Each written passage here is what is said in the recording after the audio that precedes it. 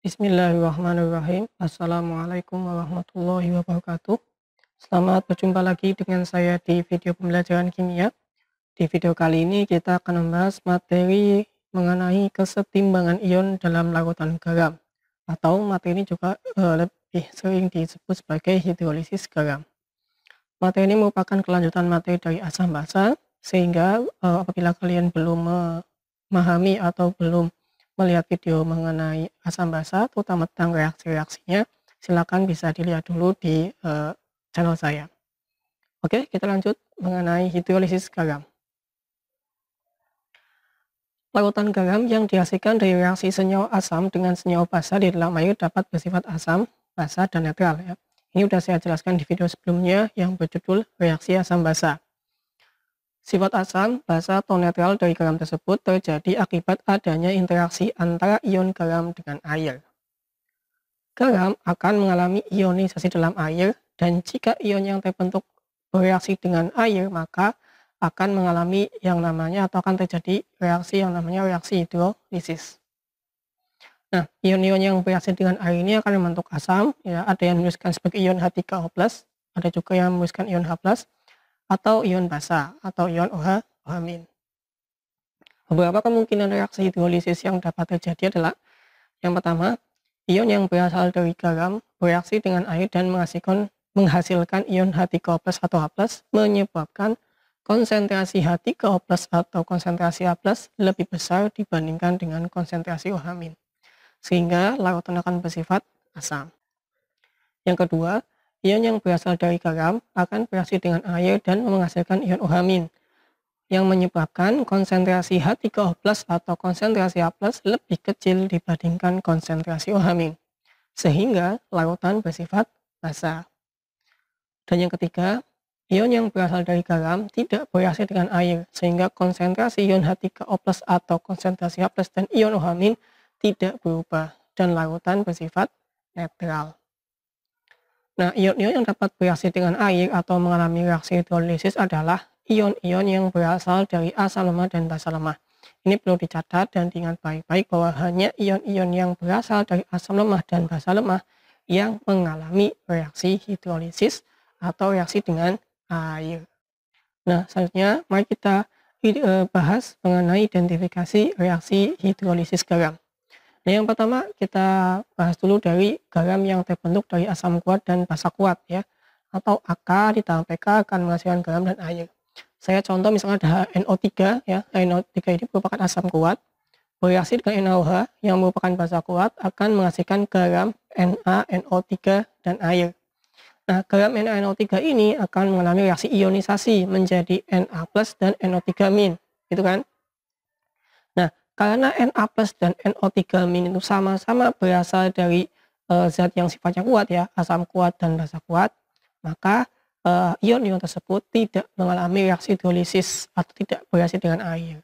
Ini untuk garam yang berasal dari asam kuat dan basa kuat. Nah, selanjutnya kita bahas garam yang terbentuk dari asam lemah dan basa kuat, atau asam lemah ditambah basa kuat menjadi garam dan air. Contohnya untuk asam lemah saya tulis sebagai CH3COH, ya. Ini contoh asam lemah yang umum atau cuka, bereaksi dengan NaOH atau basa kuat menghasilkan garam CH3COONA dan air. Nah, garam CH3COONA ini akan mengalami ionisasi menjadi Na+ dan CH3COO-. Selanjutnya, karena ion Na+ merupakan ion yang berasal dari basa kuat, ya, Na+ tidak mengalami reaksi hidrolisis atau tidak bereaksi dengan air.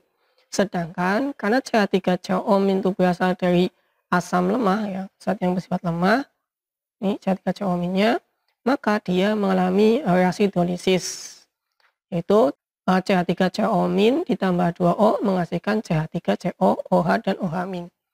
Nah, ini menghasilkan ion OH-, ya. Nah, berarti nanti larutannya bersifat basa, kan begitu. Nah, berarti ketika ada garam dari asam lemah dan basa kuat, maka dia mengalami reaksi hidrolisis sebagian, yaitu hanya anionnya yang mengalami reaksi hidrolisis, ya. Ini kan Na+ itu kation dan CH3COO- itu adalah anion karena dia bermuatan negatif. Kation itu ion bermuatan positif ya, perlu diingat. Soalnya ada garam yang terbentuk dari asam kuat dan basa lemah ya. Asam kuat ditambah basa lemah menghasilkan garam dan air. Sebagai contoh, saya tulis asam kuatnya adalah HCl dan basa lemahnya adalah NH4OH. Nah, ketika ada HCl bereaksi dengan NH4OH akan membentuk garam NH4Cl dan air. Garam NH4Cl ini mengalami ionisasi menjadi NH4+ dan Cl- ya. Ini kation, ini anion. Nah, karena NH4+ ini berasal dari basa lemah atau dari zat yang bersifat lemah, maka dia mengalami reaksi dengan air atau mengalami reaksi hidrolisis membentuk NH4OH dan H+. Ya, fosfat asam ya. Sedangkan Cl- yang berasal dari asam kuat, dia tidak mengalami reaksi hidrolisis atau tidak bereaksi dengan air. Sehingga garam yang terbentuk dari asam kuat dan basa lemah juga mengalami reaksi hidrolisis sebagian. Kalau di sini hanya kationnya saja yang mengalami reaksi hidrolisis. Kalau yang kedua tadi kan anionnya ya, ini anionnya. Tapi kalau yang di ketiga ini garam yang terbentuk dari asam kuat dan basa lemah adalah kationnya yang mengalami reaksi hidrolisis. Dan yang keempat adalah garam yang terbentuk dari asam lemah dan basa lemah ya. Ketika asam lemah bereaksi dengan basa lemah juga membentuk garam dan air. Nah, garamnya ini mengalami reaksi hidrolisis sempurna. Mengapa? Contohnya saya tulis asam lemahnya sebagai CH3COH dan basa lemahnya sebagai NH4OH ya. Nah, CH3COH dan NH4OH ini akan mengalami reaksi membentuk garam CH3COONH4 dan air. CH3CONH4 akan mengalami ionisasi menjadi NH4+ dan CH3CO- ya. Nah, NH4+ ini kan berasal dari zat yang sifatnya lemah, ini basa lemah ya. Dia mengalami reaksi hidrolisis atau mengalami reaksi dengan air membentuk NH4OH dan H+. Nah, CH3CO- juga dari zat yang sifatnya lemah yaitu asam lemah di sini kan. Nah, maka CH3CO- juga mengalami reaksi hidrolisis atau mengalami reaksi dengan air membentuk CH3COOH. Jadi CH3CO- bereaksi dengan H2O membentuk CH3COH dan ion OH- begitu. Nah, ini berarti mengalami reaksi hidrolisis sempurna. Ini adalah reaksi hidrolisis dari garam-garam yang kemungkinan dapat terbentuk ya. Jadi kalian harus fokus dan tahu zat asam dan zat basa yang bereaksi itu sifatnya kuat atau lemah karena berpengaruh pada reaksinya. Dan nanti kalau dia berpengaruh dengan reaksinya, maka dia juga akan berpengaruh pada perhitungan nilai pH larutannya. Nah, selanjutnya bagaimana menghitung pH larutannya? Mari kita bahas satu-satu. Nah, pada perhitungan pH hidrolisis garam ini, kita tidak membahas garam yang terbentuk dari asam kuat dan basa kuat. Mengapa?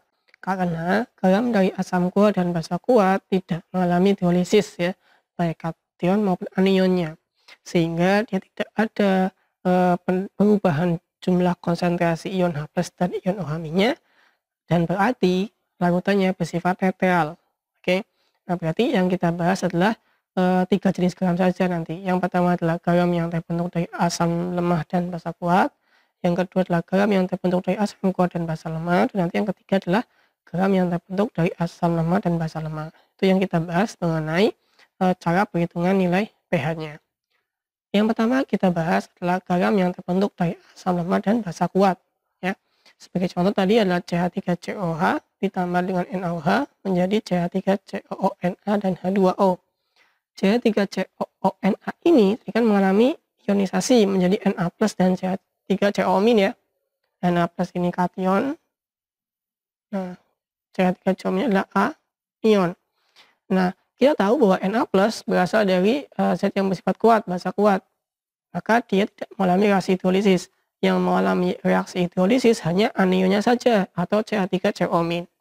CH3CO- mengalami reaksi hidrolisis atau bereaksi dengan air membentuk CH3COH dan ion OH-. Nah, ion OH- ini kan basa ya. Oleh karena itu, pada perhitungan pH garam yang terbentuk dari asam lemah dan basa kuat, yang kita cari tahu atau yang bisa kita ketahui adalah konsentrasi OH-nya. Rumusnya adalah konsentrasi OH- sama dengan akar KH kali konsentrasi anion ya. Nah, KH ini sama dengan KW per KA atau KW per KB. Nah, di sini karena yang lemah adalah asam lemahnya ya, yang lemah di sini adalah asamnya, asam lemah, maka yang kita gunakan KH-nya adalah KW per KA. Sehingga untuk mencari konsentrasi OH- sama dengan akar KW dibagi KA dikalikan konsentrasi anion. Ya, berarti konsentrasi ininya nih, ini anionnya nih. Konsentrasi ini ya sama aja dengan konsentrasi ini. Oke. Nanti setelah dapat konsentrasi OH- baru dapat POH. Setelah dapat POH baru dapat pH. Ya. Jadi perlu diingat untuk garam yang terbentuk dari asam lemah dan basa kuat, kita mencari tahu dari konsentrasi OH- dulu ya. Konsentrasi OH- sama dengan akar KW per KA kali konsentrasi anion, kemudian dapat POH, jadi dapat pH. Nah, selanjutnya kita mengidentifikasi bagaimana cara mencari pH pada garam yang terbentuk dari asam kuat dan basa lemah. Oke, contoh tadi asam kuatnya adalah Cl ya, basa lemahnya adalah Na4OH, akan membentuk garam Na4Cl. Na4Cl ini akan mengalami ionisasi menjadi Na4+ dan Cl- ya. Na4+ ini kation, Cl-nya ion. Ya. Nah, karena Cl- itu berasal dari zat kuat atau asam kuat, maka dia tidak mengalami reaksi hidrolisis. Yang mengalami reaksi hidrolisis adalah Na4+-nya ya di sini atau kationnya. Na4+ mengalami reaksi hidrolisis membentuk NH4OH dan ion H+. Nah, ion H+ ini kan bersifat asam ya. Nah, oleh karena itu pada perhitungan pH garam yang terbentuk dari asam kuat dan basa lemah, yang kita cari tahu dan yang bisa kita dapat adalah konsentrasi H+. Rumusnya, konsentrasi H+ sama dengan akar KH kali konsentrasi kation. Oke. Nah, KH di sini nilainya adalah KW per KB. Kenapa? Karena yang lemah adalah basanya. Kalau KA kan ya yang berarti yang punya adalah asam lemah. Kalau KB berarti yang punya adalah basa lemah. Oke, karena yang lemah basanya maka KH yang digunakan adalah KW per KB. Sehingga konsentrasi H+ sama dengan akar KW per KB kali konsentrasi kation ya. Konsentrasi kation. Ini sama saja ya. Nah, nanti karena ini konsentrasi H+, kita bisa langsung dapat berapa nilai pH-nya, yaitu pH sama dengan log H+. Oke. Ini harus diingat ya, jangan sampai ketukar. Mana kapan menggunakan konsentrasi OH-, kapan atau mana yang menggunakan konsentrasi H+. Oke. Triknya ya kalau misalkan OH- berarti KW per KA. Kalau misalkan H+ KW per KB. Kalau di OH- berarti yang dipakai adalah konsentrasi anion. Kalau di H+ yang dipakai adalah konsentrasi kation. Itu. Oke. Selanjutnya adalah kita mengidentifikasi perhitungan pH pada garam yang terbentuk dari asam lemah dan basa lemah. Nah, sebagai contoh ini ada CH3COH ditambah Na4OH menjadi CH3COONH4 dan H2O. Nah, garam CH3COONH4 ini akan mengalami ionisasi menjadi Na4+ dan CH3CO-. Ya. Ini adalah kation, ini adalah anion. Nah, karena kation dan anion ini sama-sama berasal dari zat sifatnya lemah, dari asam lemah dan basa lemah, maka keduanya mengalami reaksi hidrolisis atau garamnya mengalami reaksi hidrolisis sempurna. Na4+ mengalami reaksi hidrolisis membentuk Na4OH dan ion H+, sedangkan CH3COO-nya mengalami reaksi hidrolisis membentuk CH3COH dan ion OH-. Oke. Nah, oleh karena itu, pada perhitungan pH garam yang terbentuk dari asam lemah dan basa lemah, kita boleh menggunakan dua rumus, boleh yang mencari konsentrasi H+ atau boleh yang mencari konsentrasi OH-. Oke. Kalau misalkan kita mau mencari konsentrasi H+, yang kita gunakan adalah akar KW kali KA per KB. Sedangkan kalau misalkan kita mau mencari konsentrasi OH- berarti KW per KB dibagi KA ya. Kalau H+ KA-nya di atas, KB-nya di bawah. Kalau OH-, KB-nya di atas, K-nya di bawah. Gitu. Oke. Nanti kalau H+ berarti tinggal langsung aja dikonversi ke pH, tinggal min log H+, sedangkan kalau OH- harus jadi POH baru dapat pH. Kalau misalkan pertanyaannya adalah pH, ya saran saya langsung menggunakannya H+ saja ya. Ya perhitungannya tidak lama. Langsung ketemu, bisa langsung ketemu pH gitu kan. Kalau menggunakan OH- kan harus nanti dapatnya pH dulu baru dapat pH. Oke. Nah, sebagai gambaran, kita juga bisa memperkirakan atau memprediksi, bagaimana nilai pH-nya berdasarkan perbandingan nilai Ka dan Kb. Kalau nilai Ka dan Kb-nya itu sama sama saja ya, kalau nilai Ka-nya tuh dengan Kb sama, maka lautannya bersifat netral atau pH-nya sama dengan 7. Kalau misalkan nilai Ka-nya lebih besar dari Kb, maka lautannya akan bersifat asam, pH-nya akan di bawah 7. Nah, sedangkan jika Ka-nya lebih kecil daripada Kb, maka lautannya akan bersifat basa atau pH-nya di atas 7. Jadi kita bisa memprediksi dulu nilai pH-nya berapa. Tapi untuk nilai pastinya, kita harus menghitung terlebih dahulu menggunakan rumus yang ada. Jadi kita hanya bisa memprediksi di atas atau di bawah 7 atau sama dengan 7 gitu aja. Nah, selanjutnya ada derajat hidrolisis atau H ya. Untuk rumus derajat hidrolisis atau biasa disimbolkan sebagai H kecil, yaitu ada dua, tergantung garamnya. Rumus derajat hidrolisis H ya. Kalau misalkan garamnya itu berasal dari garam asam lemah dan basa kuat, rumusnya adalah akar KH dibagi konsentrasi anion. Tapi kalau misalkan garamnya berasal dari basa lemah dan asam kuat, nah maka rumusannya adalah akar KH dibagi konsentrasi kation. Begitu ya. Nah, KH-nya berarti yang mengikuti saja ya, karena KH-nya kan bisa Kw per KA atau Kw per Kb tergantung garamnya. Oke. Nah, kita masuk ke contoh soal biar lebih mantap. Soal yang pertama, hitunglah pH lautan NaCN 0,01 m jika diketahui KaHCN sama dengan 10 pangkat min 10. Nomor satu dulu ya kita bahas ya. Nah, nomor satu, ini kan garam NaCN 0,01 m ya. Nah, kita ionisasi dulu. NaCN mengalami ionisasi menjadi Na plus dan Cn min. Nah, di sini ada keterangan KaHCN 10 pangkat min 10. Nah, Ka ini menunjukkan bahwa HCN bersifat lemah ya, yang merupakan asam lemah. Sehingga pada garam NaCN ya, kita tahu Cn- atau anion ini yang berasal dari zat yang bersifat lemah. Oleh karena itu Na plusnya tidak mengalami reaksi hidrolisis ya, sedangkan Cn-nya itu mengalami reaksi hidrolisis.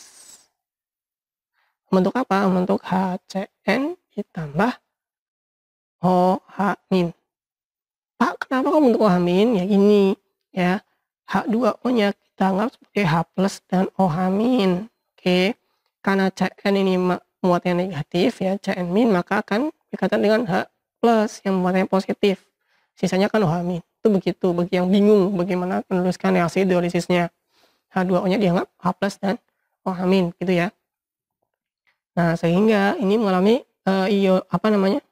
reaksi hidrolisis bagian ya, hidrolisis sebagian.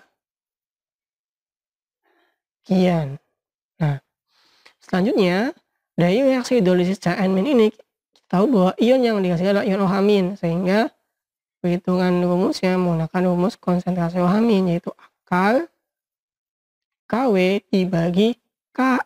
Ingat kalau konsentrasi OH- Kw dibagi Ka dikalikan konsentrasi anionnya. Gitu ya. Nah, Pak, Kw berapa? Kita kan sudah tahu bahwa Kw itu nilainya 10 pangkat min 14. K-nya berapa? K-nya sudah ada nih, 10 pangkat min 10. Terus konsentrasi anionnya dari mana? Nah, tadi di garam, di soal ya, garamnya itu kan 0,01 m ya. Nah, di sini perbandingan senyawa garam dan perbandingan ion Cn- adalah 1:1. Oke, sehingga konsentrasi Cn- juga 0,01 m atau 10 pangkat min 2. Kan kita tinggal masukkan angkanya saja. Ini 10 pangkat min 14, K-nya 10 pangkat min 10, konsentrasi anion adalah 10 pangkat min 2. Hasilnya berarti adalah akar 10 pangkat min 6 ya, karena ini kan min 16, 10 naik Nah, berarti 10 pangkat min 3. Nah, pOH-nya adalah min log konsentrasi OH min sama dengan min log kali 10 pangkat min 3. Berarti pOH-nya 3. Karena pOH-nya 3 berarti pH-nya adalah 11. Itu ya. 11 ya nih. 11. Oke, nomor 1. Mudah ya. Jadi identifikasi dulu mana yang bersifat kuat dan mana yang bersifat lemah. Kuncinya yang bersifat lemah itu ya, karena itu yang mengalami reaksi hidrolisis. Selanjutnya soal nomor 2. Hitunglah pH larutan yang terbuat dari campuran 100 ml CH3COH 0,2 m dan 100 ml NaOH 0,2 m. KaCH3COH adalah 10 pangkat min 5. Nah, kalau ada soal kayak gini ya, kita harus mereaksikan terlebih dahulu. Kenapa? Karena CH3COH ini adalah asam lemah dan NaOH adalah basa kuat ya. Belum ada senyawa garamnya. Kalau soal nomor 1 kan ini jelas dia garam. Pak taunya garam dari mana? Ya iya, Na itu logam ya kan. Cn itu kan anion. NaCN itu garam. Kenapa? Ya kalau asamnya itu di HCN gitu loh. Jadi diidentifikasi dulu di soal sudah ada senyawa garamnya atau belum. Nah, kalau nomor 1 sudah langsung senyawa garamnya, nomor 2 belum ada senyawa garamnya. Sehingga kita reaksikan dulu ya. CH3COOH ditambah NaOH menjadi CH3COONA ditambah H2O. Begitu ya. Nah, ini mula-mula reaksi sisa. Ingat, ini adalah materi kelas 10 stoikiometri ya. Saya mengingat kembali ya, ketika reaksi ini basahan yang digunakan adalah mol. Oke, kita harus cari tahu mol masing-masing zatnya. Mol itu rumusnya apa? Mol itu rumusnya kalau dari soal nomor 2 ya, yaitu volume dikalikan konsentrasi ya. Ini kalau dikalikan ke sini. 100 kali 0,2 adalah 20. Ya, ini berarti 20 milimol. NaOH-nya adalah 100 kali 0,2 juga 20 milimol. N sama dengan M kali V. Nah, barangkali lupa ya. Nah, kemudian karena reaksinya sudah setara, 1:1 semua ya, maka CH3COH yang bereaksi juga 20 milimol, dari NaOH yang bereaksi juga 20 milimol. CH3CONA dan H2O yang terbentuk adalah 20 milimol. Nah, ya, kalau ini bereaksi, kalau ini terbentuk ya. Sehingga CH3COH pada akhir reaksi habis, NaOH pada akhir reaksi juga habis. Nah, yang tersisa adalah 20 milimol CH3COONA dan 20 milimol H2O. Oke. Nah, CH3COONA ini adalah garam. CH3COONA mengalami ionisasi menjadi CH3COO- ditambah Na plus ya. Di sini yang lemah adalah asamnya kan, berarti anionnya yang lemah. Ya berarti hanya anionnya yang mengalami reaksi hidrolisis membentuk kalau anion CH3COO berarti CH3COO- ditambah 2 membentuk CH3COH ditambah dengan OH-. Nah, karena yang dihasilkan adalah ion OH-, maka perhitungan pH-nya juga menggunakan konsentrasi OH- ya. Maka KW per Ka kali konsentrasi anion. Nah, KW-nya adalah 10 pangkat min 14, Ka-nya adalah 10 pangkat min 5. Nah, konsentrasi anionnya berapa, Pak? Karena N sama dengan M kali V, maka M sama dengan N per V ya. N-nya kan ada nih, 20 milimol ya, 20 milimol. Nah, volumenya berarti adalah volume total. Volume total dari penjumlahan asam dan basa kuat. 100 mili tambah 100 mili berarti 200 mili. Oke, sehingga hasilnya adalah 10 pangkat min 9 ya. Kalikan 20 bagi 200, 10 pangkat min 1. berarti akar 10 pangkat min 10 sama dengan 10 pangkat min 5. Oke. Nah, berarti pOH-nya adalah 5 ya. Dan pH-nya adalah 9. Oke, sampai sini sudah paham belum perhitungan pH-nya? Sebelum kita bahas soal-soal selanjutnya. Nah, saya ada soal ya. Soal nomor 3, hitunglah pH larutan yang merupakan campuran dari 100 ml N64OH 0,2 M dan 100 ml HCl 0,2 M. Kb N64OH adalah 10/5. Nah, di soal nomor 3 ini sama dengan soal nomor 2, yaitu kita harus mereaksikan terlebih dahulu karena merupakan campuran dari, ya.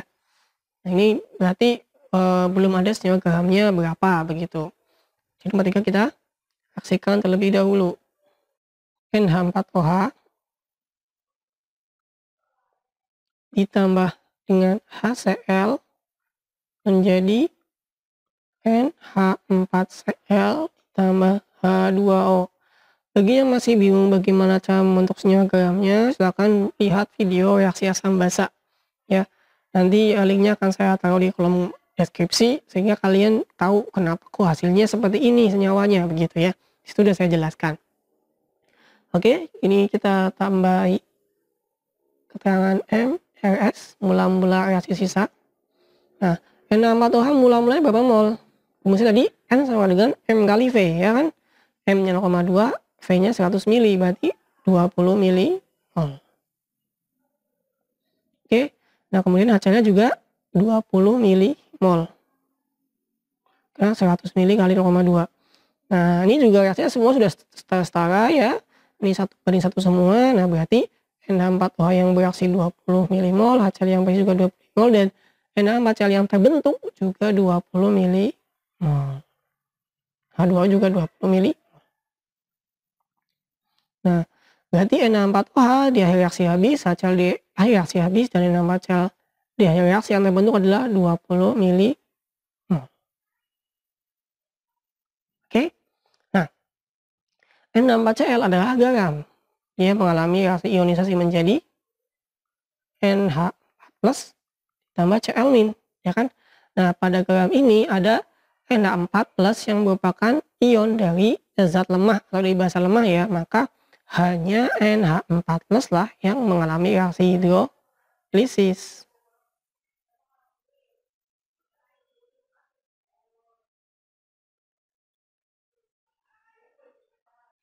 Oke, kita perhatikan bahwa reaksi hidrolisis NH4+ dengan akan menghasilkan ion asam ya. Ion apa sini ya? Nah, ion asam atau ion H+. Nah, berarti pada soal nomor 3 ini kita bisa langsung mencari tahu nilai pH-nya menggunakan konsentrasi H+. Konsentrasi H+ rumus adalah Kw dibagi Kb kali konsentrasi kation, ya kan? Nah, ini kan kation nih. Ya kan? Ini kation kan? Nah, Kw-nya adalah akar 10 pangkat min 14. Kb-nya adalah di soal ada tuh 10 pangkat min 5. Nah, konsentrasi kationnya berapa? Nah, tadi kan konsentrasinya adalah mol dibagi volume ya kan. Nah, ini kan molnya adalah 20 milimol ya enggak? Kalau 20 milimol berarti M-nya adalah 20 dibagi 200 sama ya. 20 milimol bagi 200 mililiter. Dari mana ya ini molnya 20 milimol hasil dari reaksi. 200 mili adalah penjumlahan volume dari basa lemah dan asam kuat. 100 mili tambah 100 mili. Oke, kita lanjutkan. Berarti ini adalah 10 pangkat min 9 kali 10 pangkat min 1. Berarti adalah akar 10 pangkat 10. Berarti adalah 10 pangkat min 5. Nah, karena ini adalah konsentrasi H+, kita bisa langsung mencari nilai pH-nya. Tinggal inlog konsentrasi H+ atau 10 pangkat min 5 sama dengan pH-nya adalah 5. Selesai. Udah ya. Kalau kalian tahu mana yang lemah, mana yang kuat ya, insya Allah bisa mengerjakan soal inilah ya. Nah, kalau misalkan bingung banget gimana cara nentuinnya ya, kamu lihat aja di soal adanya Ka atau Kb. Kalau Ka berarti dia yang lemah asamnya, kalau Kb berarti yang lemah basanya. Kalau ada Ka dan Kb berarti asam dan basanya juga termasuk lemah. Oke, kita lanjut nomor 4. Berapa gram N64Cl yang terlarut dalam 100 ml lautan N64Cl dengan pH 5? K-beta 3 adalah 10,5, ARH sama dengan 1, N14, Cl 35,5. Oke, ini merupakan soal pengembangan dari hidrolisis ya. Yang ditanyakan bukan pH, ini adalah massa berapa gram, tetapi di sini ada keterangan pH gramnya. Nah, ini merupakan aplikasi dari stoikiometri ya. Jadi stoikiometri itu materi dasar hitungan kimia, jadi akan selalu dipakai baik di kelas 10, kelas 11 maupun kelas 12. Oleh karena itu untuk konsep mol itu kalian diusahakan untuk bisa ya. Oke, yang ditanyakan adalah berapa gram NH4Cl. Berarti yang ditanyakan adalah massa NH4Cl-nya berapa, massa garamnya berapa ya. Nah, massa ini kan gram ya. Gram itu kan kalau di konsep mol rumusnya adalah G sama dengan N kali MR. Karena ini senyawa makanya MR kan. Nah, N atau mol itu bisa didapat dari M dikalikan V ya kan. Nah, oke. Nah, M ini bisa didapat dari pH ya. M ini kan bisa didapat dari pH ya. Konsentrasi ini bisa didapat dari nilai pH. Oleh karena itu, nilai pH ini berpengaruh pada hitungan. Bagaimana caranya kita bahas, oke? Nah, NH4Cl pH-nya 5.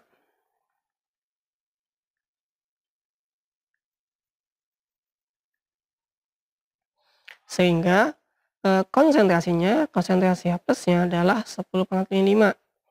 Ya kan? Karena pH-nya adalah 5. Nah, NH4Cl ini merupakan garam yang berasal dari basa lemah dan asam kuat. Kenapa seperti itu? Lihat Kb nih. Ya kan, berarti ini basa lemah nih. Kationnya berasal dari basa lemah. Sedangkan anionnya itu berasal dari asam kuat. Nah, reaksi hidrolisis dari kation ini atau NH4+ ini kan seperti ini, NH4+ ya. Reaksi dengan air atau melalui reaksi hidrolisis menghasilkan NH4OH dan H+. Ini kan ya, konsentrasi H+-nya.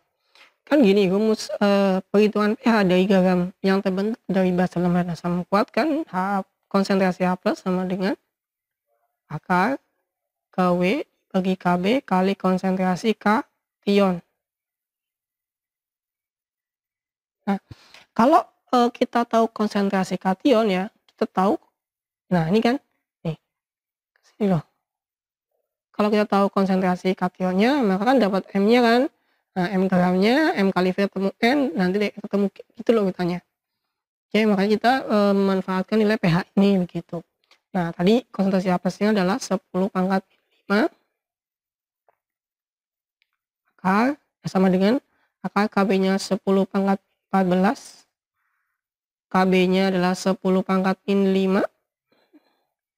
Konsentrasi kationnya ya, saya anggap sebagai X itu aja ya biar gampang ya. Nah, berarti ini kita kuadratkan supaya akarnya hilang menjadi ini 10⁻10 sama dengan 10⁻9 dikalikan X. Berarti X-nya sama dengan 10⁻1 ya. Nah, berarti konsentrasi kationnya adalah 10⁻1 ya. Nah, ini kan M. Oke, karena ini M, kita bisa cari tahu berapa N-nya. Nah, dari sini kita cari tahu N sama dengan M kali V. M-nya adalah 10⁻1. Nah, V-nya berapa? Nah, V-nya kan itu ada tuh 100 ml NH4Cl kali 100. Nah, berarti kan N-nya adalah 10 milimol ya. Kenapa milimol? Karena ini 100-nya mililiter. Nah, dari sini kita bisa cari tahu G-nya. G sama dengan N kalikan MR. N-nya adalah 10 milimol. MR-nya berapa, Pak? Nah, M-nya dicari dong ya. Masih ingat nggak cara menghitung MR? Tinggal dijumlahkan air-air yang ada ya. Ini sama dengan berarti kan ARN ya dijumlahkan dengan A4 kali ARH dijumlahkan dengan ARCl ya. Kuadratnya berarti hasilnya adalah 53,5. Nah, 53,5. Nah, berarti hasilnya adalah 535 mg gram. Kalau berapa gram berarti 0,535 gram. Nah, gitu ya. Jadi ini aplikasi penerapan stoikiometri pada hidrolisis garam. Itu aja yang ingin saya sampaikan di materi hidrolisis ini. Ada 4 soal, semoga dapat dipahami dan bermanfaat. Jika masih ada yang bingung atau ingin bertanya mengenai materi ini, silahkan bisa tulis di kolom komentar ya. Terima kasih, sampai bertemu di video selanjutnya. Assalamualaikum warahmatullahi wabarakatuh.